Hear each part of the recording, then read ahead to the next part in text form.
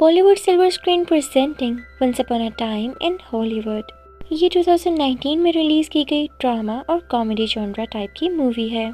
इसकी IMDb rating 7.6/10 है, जो कि एक अच्छी रेटिंग है, तो यकीनन ये मूवी भी अच्छी होगी। So let's start.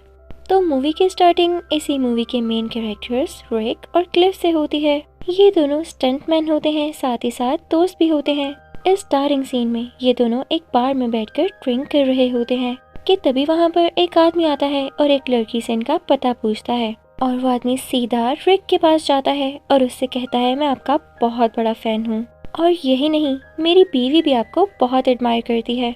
रिक उसे क्लिफ से भी इंट्रोड्यूस करवाता है कि ये मेरा स्टंटमैन है। सिर्फ यही आदमी नहीं, पूरी दुनिया रिक की फैन थी। अब ये बात तो सोच में आती है कि ऐसा क्यों था, तो इसके पीछे बहुत खास वजह थी, और ये कि आज तक जितनी भी मूवीज आई हैं उनमें जो स्टंट्स होते हैं उनमें से कोई ना कोई स्टंट तो फेक होता ही है, लेकिन जो रिक शोज करता था उसमें सारे स्टंट्स उसके अपने होते थे। हैवी से हैवी गन चलाना, कोई भी खतरनाक स्टंट करना, जंप्स लगाना या किसी को मारना हो, रिक उसमें मास्टर था। साथ ही साथ उसका स्टंटमैन क्लिफ उसे असिस्ट किया करता था। मैं आपको ये भी बताती चलूं कि रिक किसी मूवी या शो में एज अ हीरो नहीं आता था। वो हमेशा विलेन बनना चूज करता था, और तो और वो हमेशा मारा जाता था। ऑब्वियस सी बात है, मूवी की एंडिंग में विलेन ज्यादातर मार दिया ही जाता है। तो ये ग्लासेस वाला आदमी जो कि रिक के पास आया है उससे कहता है कि अगर तुम चाहो तो मैं तुम्हें बहुत अच्छी ऑफर दे सकता हूँ, तुम मेरे यहाँ एक इटालियन मूवी में काम कर सकते हो। क्योंकि वो जानता था कि रिक बहुत आगे जा सकता है, और उसके रियल स्टंट्स की वजह से उसका व्यू रेट बढ़ेगा और इसमें उसी का फायदा था। लेकिन रिक ऐसा करने से मना कर देता है, और इसकी रीजन हमें बाद में पता चलती है जब वो क्लिफ के पास जाता है और उससे कहता है कि मैं बहुत इमोशनल हो जाता हूँ ये सोच के कि मैं किसी इटालियन मूवी में काम करूँ। न जाने इसके पीछे उसकी क्या सोच थी, लेकिन वो हमेशा से विलन ही बनता आ रहा था। वो क्लिफ को साफ साफ कह देता है कि मुझे इस मूवी में काम नहीं करना, मुझे बस उसी पर फोकस करना है जो मैं करता आ रहा हूँ। अब ये दोनों बातें करते करते गाड़ी में कहीं निकल पड़ते हैं कि तभी इन दोनों को एक लड़की नजर आती है जो कि रोड क्रॉस कर रही थी। वो लड़की क्लिफ को विक्ट्री साइन देती है, और सामने से क्लिफ भी। इसका मतलब है कि वो लड़की क्लिफ को भाग गई थी। वो वहाँ पर किसी ग्रुप के साथ आई होती है, लेकिन इन लोगों को अपने घर जाना था तो ये लोग जल्दी वहाँ से निकल जाते हैं। रास्ते में इन दोनों को एक आदमी दिखाई देता है जो कि अपनी वाइफ के साथ होता है। वो एक बहुत बड़ा डायरेक्टर था। ये लोग घर जाते हैं, रिक के घर, और वहाँ जाकर इनको पता चलता है कि ये इतना बड़ा डायरेक्टर रिक का नेबर है। रिक बहुत हैरान होता है और साथ साथ खुश भी हो रहा होता है। क्लिफ उसे ड्रॉप करके अपने घर की तरफ चल पड़ता है। अब जिस डायरेक्टर की कुछ टाइम पहले बात हो रही थी, वो आदमी बहुत ज्यादा रिच है। उसके बारे में कहा जाता है कि उसके पीछे काफी ज्यादा लोग थे। इवन उसकी बीवी भी पहले किसी और से मैरिड थी, और उसने पैसों की खातिर इस आदमी से शादी की थी। हर कोई इससे फायदा उठाना चाहता था, और शायद कहीं ना कहीं रिक का भी ड्रीम था कि वो डायरेक्टर उसे अपने साथ काम करने की ऑफर दे। उस इटालियन मूवी और इस डायरेक्टर के साथ काम करने में जमीन आसमान का फर्क है। फिर अगले दिन क्लिफ और रिक दोबारा से मिलते हैं, क्योंकि रिक को अपने शो पर जाना होता है। क्लिफ उसे ड्रॉप करके दोबारा से उसके घर की तरफ चल पड़ता है। रास्ते में जाते हुए क्लिफ को वो लड़की दोबारा से नजर आती है। खैर क्लिफ फिर भी रिक के घर चला जाता है, क्योंकि उसे वहाँ पर कुछ काम होता है जो कि रिक ने उसके जिम्मे लगाया था। ये दोनों एक दूसरे का ख्याल किया करते थे। अब जैसे क्लिफ को एक जॉब की जरूरत थी, तो अब रिक जिस शो में काम करता था वो वहाँ की मैनेजमेंट से कहता है कि क्लिफ को मेरा पर्सनल स्टंटमैन बना दिया जाए। पहले तो रिक को मना किया जाता है, क्योंकि क्लिफ का पास्ट कुछ ज्यादा अच्छा नहीं था, बल्कि वो एक मर्डरर था, अपनी बीवी का कातिल। लेकिन फिर भी रिक के ज्यादा फोर्स करने पर उसको वहाँ का स्टंटमैन बना दिया जाता है। अब आज के शो की तैयारियां चल रही होती हैं। क्लिफ भी वहाँ पर पहुँच जाता है, क्योंकि उसे हायर कर लिया गया था। इस शो का मेन कैरेक्टर ब्रूस ली कुछ स्टंट्स की बात कर रहा होता है, लेकिन क्लिफ उसे देखकर हंस रहा होता है, जैसे उसे उसकी बातें मजाक लग रही हों। तो ब्रूस ली उसे चैलेंज करता है कि अगर इतनी हिम्मत है तो मुझसे लड़ कर दिखाओ। उनकी लड़ाई के दौरान वहाँ के डायरेक्टर की गाड़ी खराब हो जाती है, यानी वो डैमेज हो जाती है। तो वो क्लिफ से कहता है कि अब तुम्हारी यहाँ पर कोई जगह नहीं, तुम यहाँ से जा सकते हो। क्लिफ वहाँ से दोबारा रिक के घर चला जाता है। उस तरफ शो में रिक एक बुक पढ़ रहा होता है, और साथ उसके एक बच्ची भी बैठी होती है। उन दोनों में एक अच्छी कम्युनिकेशन होती है। तभी हम देखते हैं कि रिक वो बुक पढ़ते पढ़ते रोने लगता है। वो बच्ची उससे पूछती है कि आप क्यों रो रहे हैं, तो रिक उसको बताता है कि आप अभी छोटी हैं। जब आपको पता चलेगा कि इस दुनिया में लोगों ने कितनी मेहनत की है तो आप भी मेहनत करना सीखेंगी। मैं एक ऐसे आदमी के बारे में पढ़ रहा था जिसने इस दुनिया के लिए और अपनी जिंदगी के लिए बहुत बहुत कुछ किया है। दुनिया में ऐसे लोग भी होते हैं जो कि अपनी ही मेहनत के बलबूते पर सब कुछ करते हैं।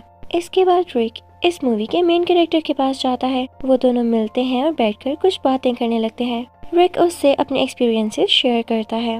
दूसरी तरफ हम रिक के नेबर की वाइफ को देखते हैं। वही नेबर जो कि बहुत बड़ा और अच्छा डायरेक्टर है। वो लेडी एक सिनेमा हॉल में जाती है और वहाँ उनको कहती है कि जो मूवी प्ले हो रही है मैं उसमें काम कर चुकी हूँ, मुझे भी अंदर आना है। वो अंदर चली जाती है और अपनी ही मूवी को देखने लगती है। अब जैसे ही मूवी की स्टोरी आगे आगे जाती है तो सब लोग उसे देखकर काफी एंजॉय कर रहे होते हैं और चीयर कर रहे होते हैं डायरेक्टर और उसकी वाइफ को, क्योंकि इस मूवी में इस लेडी ने बहुत शानदार एक्टिंग की थी। ये देखकर ये लेडी भी काफी खुश हो जाती है। उधर हम देखते हैं कि आज के दिन का शो शुरू हो चुका होता है और रिक की एंट्री होती है। सब कुछ बहुत अच्छे से जा रहा होता है, लेकिन आज एक मसला हो जाता है। क्योंकि रिक ड्रंक था तो उसे डायलॉग डिलीवरी में प्रॉब्लम होती है, यानी वो अपने कुछ डायलॉग्स भूल जाता है।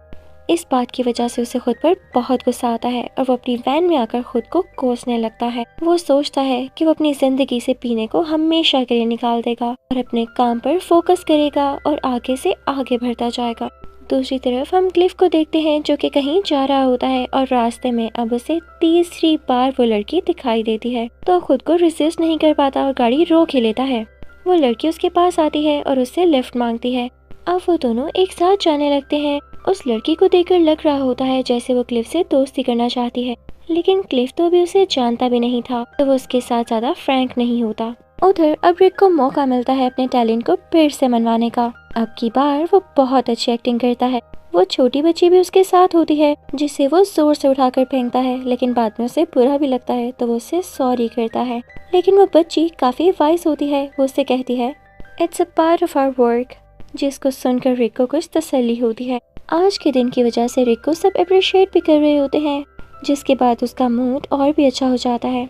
अब टर्न लेते हैं क्लिफ की साइड पर। वो उसी लड़की के साथ उसके घर जाता है, जहाँ पर जाने के बाद उसे पता चलता है कि इस लड़की का घर नहीं है बल्कि यहाँ का ओनर तो कोई बूढ़ा आदमी है जिसका नाम है जॉर्ज। क्लिफ देखता है कि उस घर में से काफी यंगस्टर्स बाहर आ रहे हैं। उसे वहाँ का माहौल कुछ ठीक नहीं लगता। वो उन्हें इंसिस्ट करता है कि मुझे जॉर्ज से मिलना है। वो जैसे तैसे करके उस घर के अंदर जाता है तो वो देखता है कि वो बूढ़ा आदमी लेटा हुआ है। क्लिफ उसे अपना नाम बताता है और उसे देखते ही पहचान लेता है कि हमने एक साथ एक शो में काम किया था, मैं उस शो में स्टंटमैन था। लेकिन जॉर्ज उसे नहीं पहचानता और उसे कहता है कि अब तो मैं देख भी नहीं सकता, वरना मैं तुम्हें पहचान लेता अगर जानता होता। वो उसे वहाँ से जाने का कहता है, लेकिन जब क्लिफ बाहर आता है तो देखता है कि उसकी गाड़ी का टायर पंक्चर है, जो कि इन्हीं यंगस्टर्स ने किया है। उन्हें इनफैक्ट इस बात का गुस्सा था कि हमारे मना करने के बावजूद क्लिफ अंदर क्यों गया। जाहिर है हर किसी की प्राइवेसी होती है। खैर क्लिफ को भी काफी गुस्सा आता है कि ऐसे कैसे उसकी गाड़ी का टायर कोई भी पंक्चर कर सकता है। जिसने ऐसा किया था क्लिफ उसे मारने लगता है और उसी से टायर भी चेंज करवाता है। अब वो रिक से मिलता है और वो दोनों मिलकर शो देखने लगते हैं। अब यहाँ पर सीन चेंज हो जाता है और हम देखते हैं कि 6 महीने गुजर चुके हैं। रिक की सोच में पता नहीं कैसे ये बात आई थी कि उसे इटालियन मूवी में एक बार काम जरूर करना चाहिए। उसका ये फैसला बिल्कुल ठीक जाता है। उसे इस मूवी के बाद बहुत पॉपुलैरिटी मिलती है, वो बहुत फेमस हो जाता है, सब उसकी तारीफें करने लगते हैं और तो इसके बाद उसे काफ़ी ज़्यादा और भी मूवीज़ की ऑफर होती है। पर फिर भी रिक चूज करता है कि वो वापस हॉलीवुड जाएगा। वो यहाँ इटली में और नहीं रह सकता। इवन दोस्त ने यहाँ पर शादी भी कर ली थी, पर उससे पैसों की सेविंग नहीं हो सकी थी। वो चाहता था कि वो हॉलीवुड वापस जाए और वहाँ पर दोबारा से काम करना शुरू कर दे, पर अब की बार क्लिफ के साथ नहीं बल्कि अकेले ही।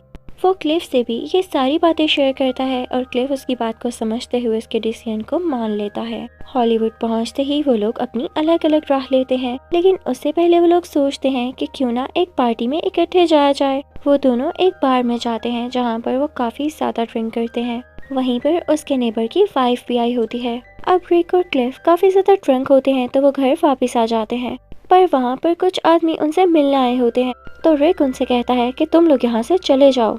ये सुनकर उनको बहुत बुरा लगता है कि जैसे ही लोगों को फेम मिलती है वो बाकी लोगों को कुछ नहीं समझते। एक बार पहले भी ऐसा हुआ था जब रिक और क्लिफ ने इनको भगा दिया था, तो अब वो लोग प्लान करते हैं कि वो रिक को मार डालेंगे।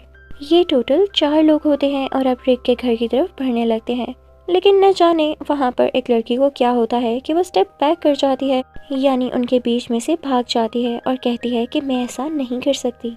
अब बाकी के लोग रिक के घर जाते हैं।